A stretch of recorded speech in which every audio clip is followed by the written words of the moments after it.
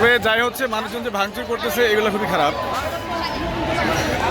অনেকে আবার মত দিচ্ছেন যে হাজার হাজার কোটি টাকা লুটপাট হয়ে গেছে, এগুলা ভেঙে খুব মিঠা কি আর বা হবে। গণভবনের দিকে তো আর যেতেই পারলাম না, ওইদিকে যাওয়া অসম্ভব এখন, কারণ খুব মানুষের ভিড় সব দিক থেকে। আমার মনে হয় ফার্মগেট থেকে মানিকমে এভিনিউ ওই দিক থেকে প্রচুর লোক ঢুকেছে। আর এটা হচ্ছে চন্দ্রিমা উদ্যানের এই গেইটে বিজয় সরণি দিয়ে। আর এখনও গণভবন থেকে হাঁস মুরগি, মাছ, মাংস, ফার্নিচার, শাড়ি, কাপড় সব সব এভরিথিং, মানে হাজার হাজার মানুষ। আসলে এত মানুষ যে কেউ যদি এক পিস ছোট্ট একটা জিনিসও হাতে করে নিয়ে যায় তাও থাকবে না, এত মানুষের সমাগম। এই মুহূর্তে আমি সংসদ ভবনের একদম উত্তর পাশে আছি। অনেকে পানিতে নেমে গেছে, গোসল করতেছে।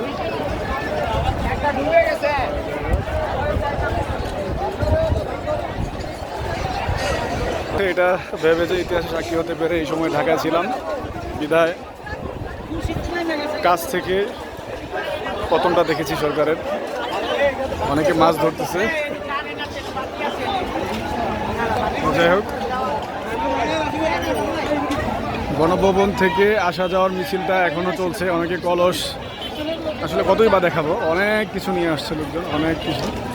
এটা হচ্ছে গণভবন থেকে আগত লোকজন, তারা গিয়েছিল ওই পাশে জিয়া উদ্যান।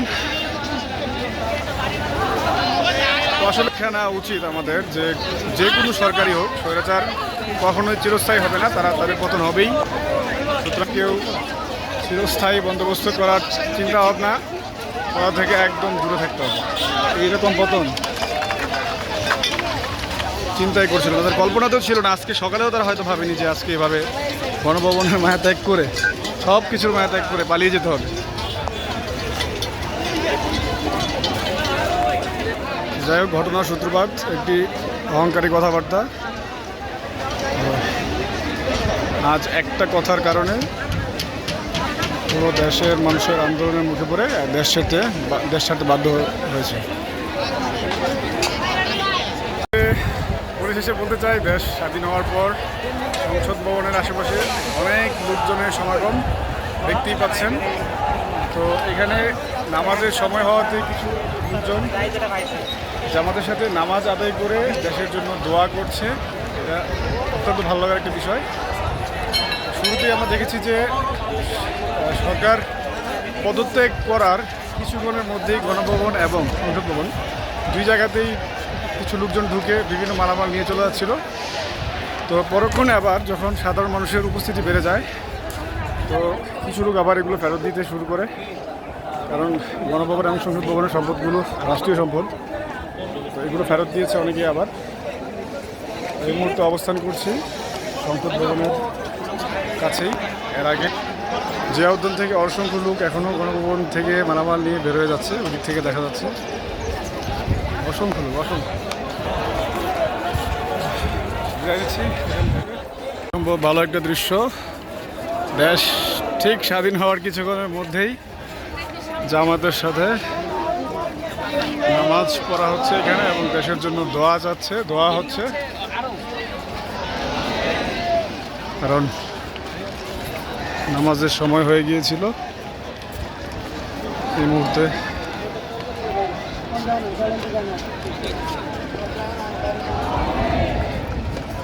বেসিক্যালি নামাজ শেষে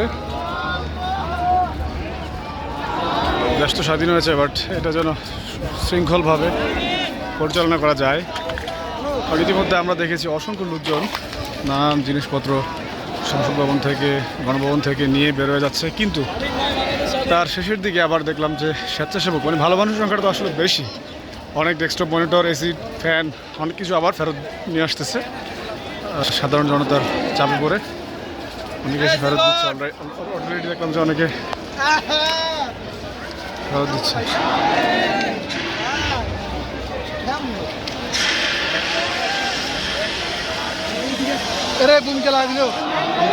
শয়তানের ছেলেপেলে আছে, এগুলো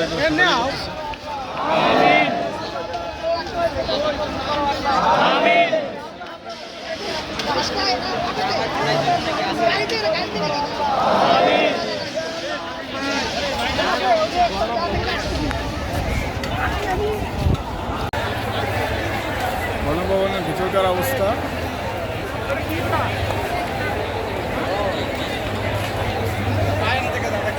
বাইরেকার অবস্থা ওই সংক্ষিপ্ত।